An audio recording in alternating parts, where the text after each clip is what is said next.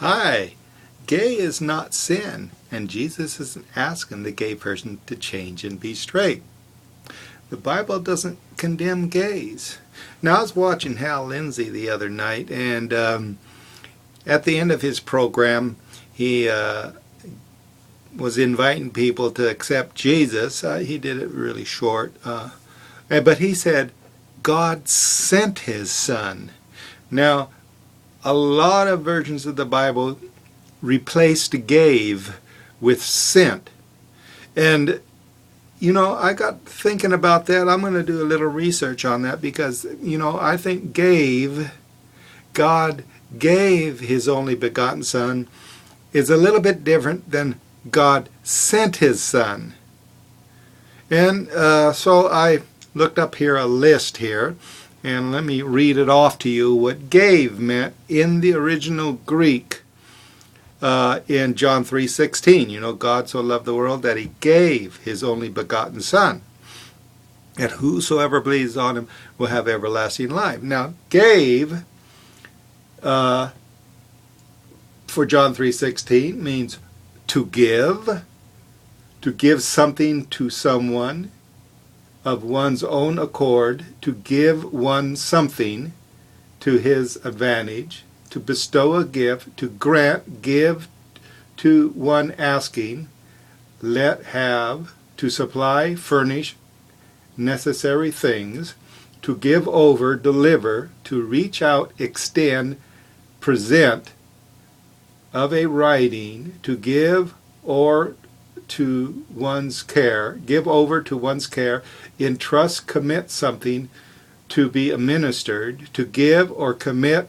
to someone something to be religiously observed, to give what is due or obligatory, to pay wages or reward, to furnish, to endue, to give, to cause profuse, to give forth from oneself, to give, hand out lots, to appoint to an office, to cause to come forth, such as the sea, death, and hell are said to give up the dead who have been engulfed or received by them, to give one to someone of his own as an object of his saving care, to give one of someone to follow him as a leader and master, to give one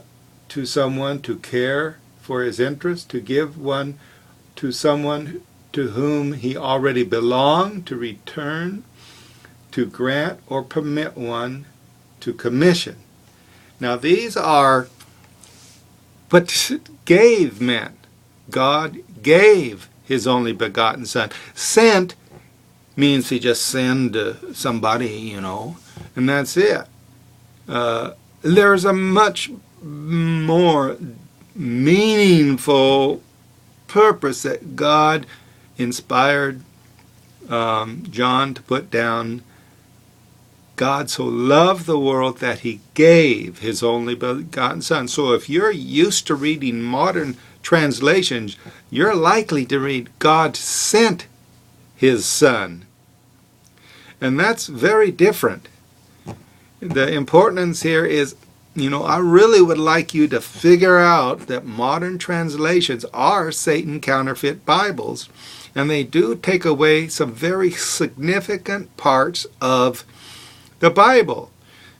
If you just send somebody, then you're not going to accomplish the depths of the goal of why Jesus actually came. And many other scriptures have some significant words that go into detail about God's grace, about Jesus being Messiah, the Son of God, and many of the blessings that we're going to be receiving and are receiving. When you read the modern translations, you kind of get a washout of many of these kinds of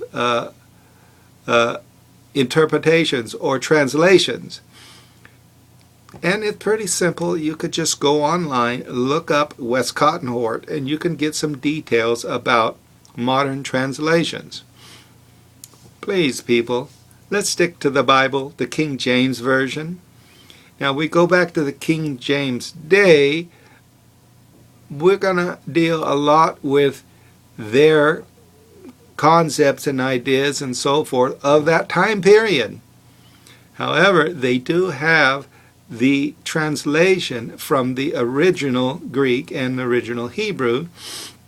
Well, the copies of it. We don't have any actual originals. But so the accuracy of the King James Bible is so much more than other Bibles. There are a few little corruptions in there. Like one verse says Jesus is good, when it actually means Jesus is God. But it's a little bit more simple to understand when you have a more direct way to go to study the Bible than to start out with modern versions that have a design. Whether you believe it or not, they have a design. There was a reason modern versions are available now after Israel became a nation, because it's the people that are born when Israel became a nation that is going to see the return of Jesus. The Bible says that generation won't pass away. So this is effective time for modern translations, which will get you subtly to believe that man over there is Jesus after all. And you'll go back to the Bible, and read God sent his son. Then it's more like, just, hey, send anybody who really cares. But when he gave his only begotten son, suddenly now you have the whole process of why he died on the cross explained, just in that one word, gave. If you don't know Jesus right now, turn to him and say, Jesus, I believe you're the Son of God, and that God rose you on the third day. Simple prayer gets you saved. Join in next time.